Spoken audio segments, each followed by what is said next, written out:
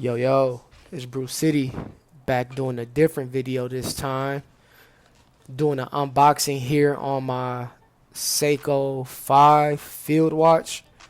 If you're around me in real life, you know that I like my watches. Obviously, after real estate, this is pretty much what I talk about the most. And one of my most passionate things, I guess you can say. So yeah, this is the Seiko SRPGR41. It's the field series for the Seiko 5 sports collection. I bought this watch about a year ago now. And I actually purchased this watch after I bought my Datejust 41 because I didn't want to wear a Rolex every day. This was the fourth watch in my collection, not including an Apple Watch, of course. I work out in that. I don't wear that anywhere.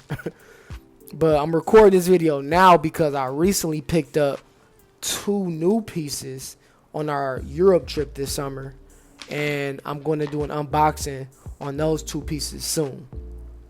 But this was technically the first unboxing that I intentionally recorded. I did record myself opening my Rolex a couple of years ago, but the footage on that is trash. I mean, I'll rewatch it and I'll decide if I want to post it or not, but yeah, we'll leave that at that.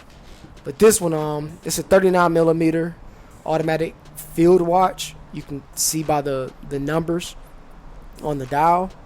By automatic, I mean it does need a battery. That Movado is a quartz watch, which needs a battery. You got to replace it maybe every 5 to 10 years. And then the automatic watches is just powered by the movement inside. And when you wind it using that crown that you see I'm adjusting right now, it charges the watch. And if you put it down, it could stay on time, plus or minus whatever, 20 or 40 seconds or so a day for 41 hours. So yeah, this one is pretty cool. Dope watch. It has a see-through case back. It has the day and the date function in the movement. It has a decent leather strap. It's a calfskin leather strap.